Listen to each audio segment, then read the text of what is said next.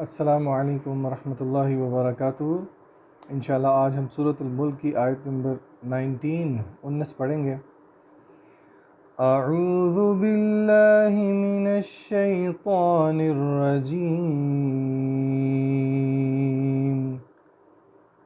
بسم اللہ الرحمن الرحیم۔ اولم يروا الى الطير فوقهم صافات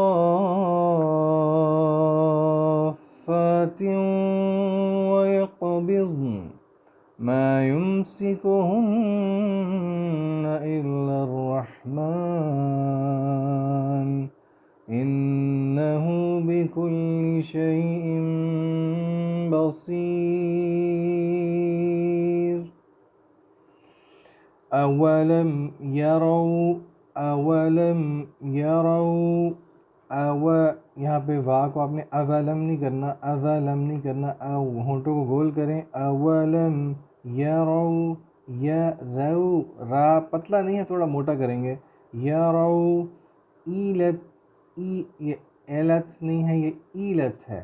ایلت طیری، ایلت طیری، میں تا کے ساتھ آگے ملا رہا ہوں کیونکہ اس کے اوپر شد ہے۔ ایلت طیری، اور طا کو تھوڑا سا ہم موٹا کریں گے، پر کریں گے۔ اولم یروا ایلت طیری، طیری، بہت زیادہ طوئی نہیں کرنا، طیری، طیری، فوقہم، فوقہم، قاف کو تھوڑا پر کریں گے۔ فوقہم صافات،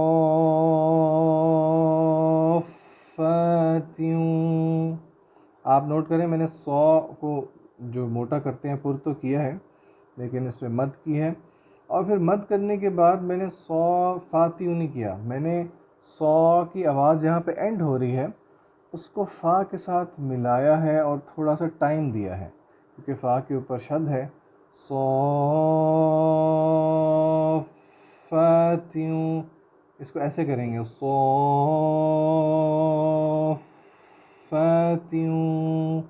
اور پھر تیوں میں اس لیے کر رہا ہوں کیونکہ آگے واو کے اوپر جو ہے وہ شد ہے۔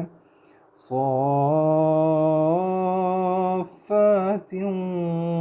ویقو، قاف کے اوپر جزم ہے لیکن قلقلہ کریں گے، اس کو باؤنس کریں گے۔ ویقبضن، اور بازر بی کے بعد ضاد ہے، اس کے اوپر بھی جزم ہے، اور پھر میں نے نون کے اوپر جو ہے وہ جزم یقبضن نہیں کیا میں نے کیونکہ میں نے وقف کیا یہاں پہ، اور وقف جہاں پہ کرتے ہیں آپ کو پتہ ہے وہاں پہ حرکت تھوڑی چینج ہو جاتی ہے، ہلکی ہو جاتی ہے، گر جاتی ہے۔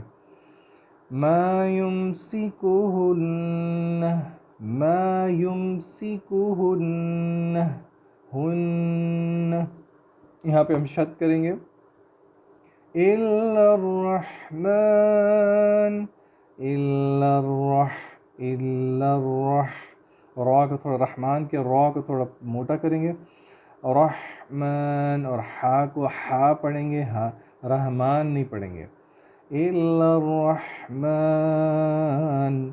انہو،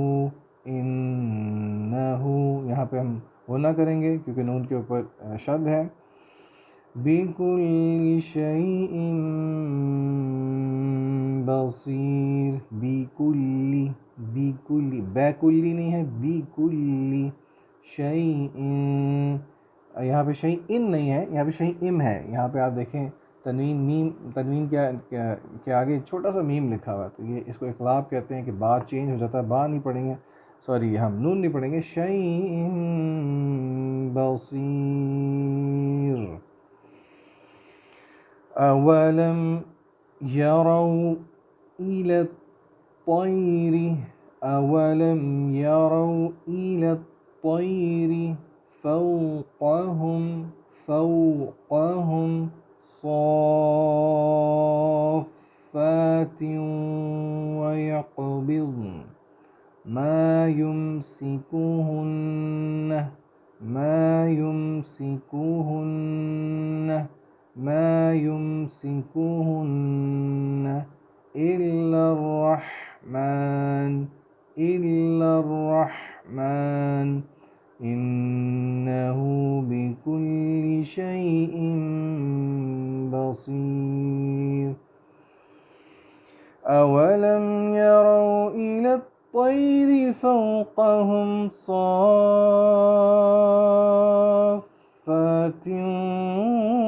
ويقبضن ما يمسكهن إلا الرحمن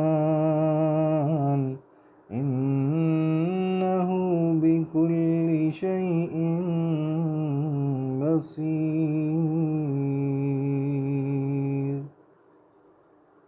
الكريم أما بعد فأعوذ بالله من الشيطان الرجيم بسم الله الرحمن الرحیم انشاءاللہ آج ہم سورۃ الملک کی آیت نمبر 19 کی تفسیر اور ایکسپلینیشن دیکھیں گے انشاءاللہ۔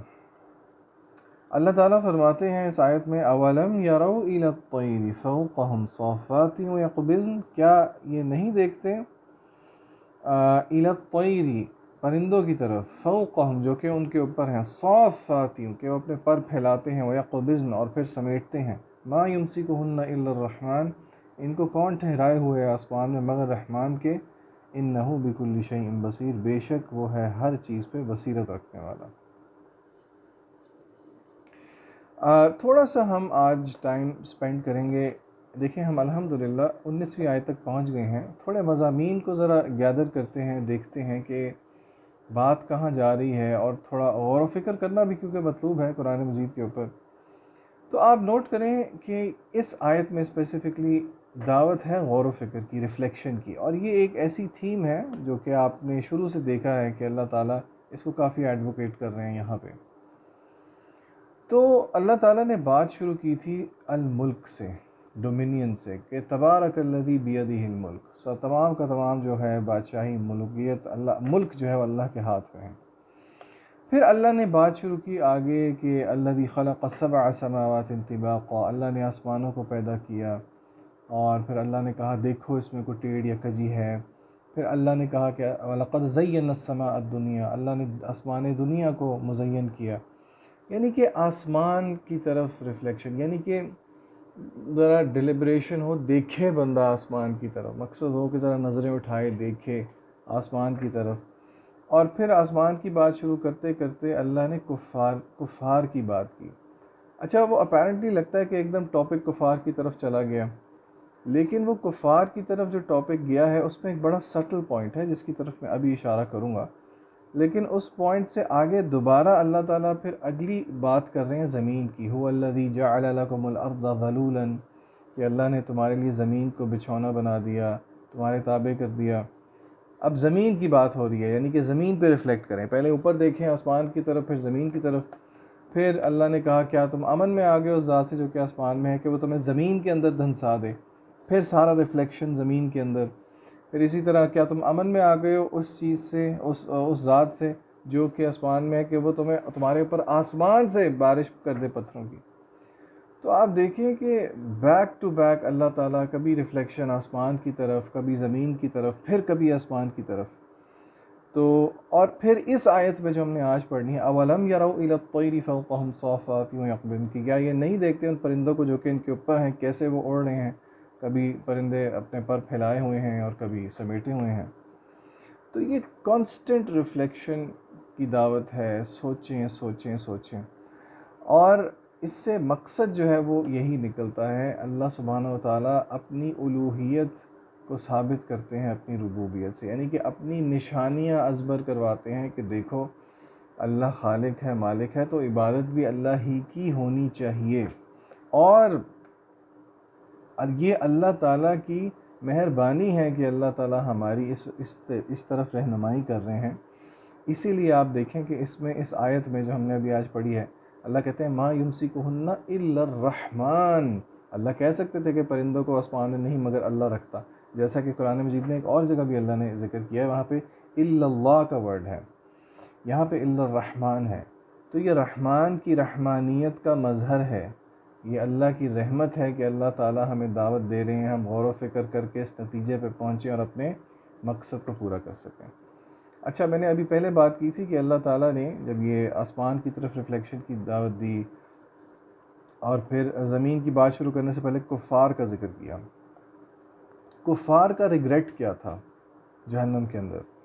ان کا one of their regrets was وَقَالُوا لَوْ كُنَّا نَسْمَعُ أَوْ نَعْقِلُ مَا كُنَّا فِي أَصْحَابِ السَّعِيرِ، کہ اگر ہم سن لیتے اور عقل کر لیتے.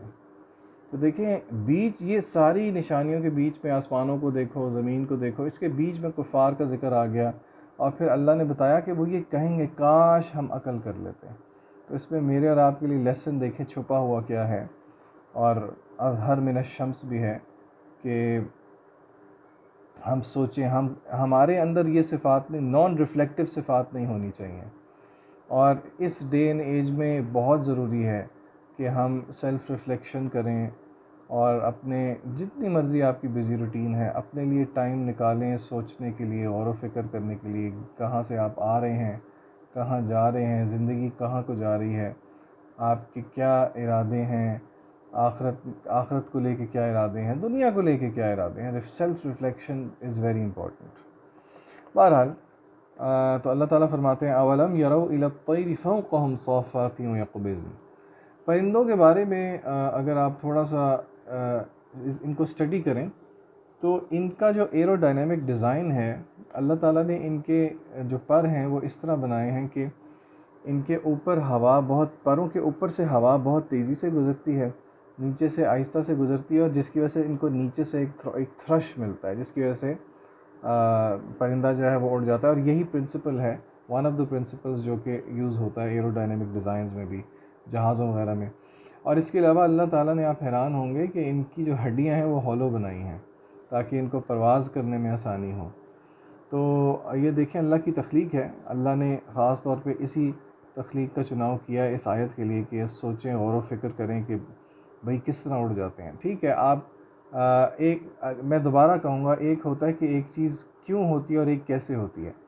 ہاؤ ڈو برڈز فلائی، اس کے پیچھے سائنٹیفک ریزننگ ہے، اور وہ بھی سائنٹیفک ریزننگ کیا ہے، وہ اللہ تعالیٰ کی تخلیق ہی ہے نا، قدرت تو اللہ کی ہے، اور وائیں یہ اللہ کے اذن سے اڑتے ہیں. بالکل اسی طرح آپ سوچا کریں، جب جہازوں کو آپ اڑتے ہوئے دیکھتے ہیں، ٹھیک ہے ایرو ڈائنامک ڈیزائن ہے، سارا کچھ ہے، لیکن اتنا ہیوی جو ہے ایک شے جو ہے وہ آسمان میں اڑ رہی ہے، تو یہ بہرحال ہاؤ ڈز اٹ فلائی، ایک لمبی لسٹ تیار ہو جائے گی. اور ہم ایگری کرتے ہیں کہ ایرو ڈائنامک ڈیزائن ہے جس سے، اور انجن کا تھروٹل ہے اور سارا کچھ ہے، لیکن جہاز کس کی اجازت سے اٹھتا ہے؟ جہاز اللہ کی اجازت سے ہی اٹھتا ہے. اور یہی عقیدہ ہے، یہی بات میرے اور آپ کے سمجھنے والی ہے کہ آسمان میں اڑنے والے پرندے کو بھی کوئی نہیں ٹھہرا رہا مگر الا الرحمن، اور جہاز کو بھی کوئی نہیں ٹھہرا رہا الا الرحمن انہ بکل شیء بصیر. بے شک اللہ تعالیٰ کی بصیرت ہر چیز پہ محیط ہے. اللہ تعالیٰ باریک باریک بین ہے، چھوٹی سے چھوٹی چیز بھی دیکھتے ہیں. تو اللہ سے دعا ہے کہ اللہ تعالیٰ ہمیں حقیقی طور پہ سورہ ملک سے محبت کرنے کی توفیق عطا فرمائے، اس کو سمجھنے کی توفیق عطا فرمائے، اور روز رات کو اس کی تلاوت کرنے کی توفیق عطا فرمائے، تاکہ اللہ تعالیٰ ہمیں قبر کے عذاب سے محفوظ رکھے.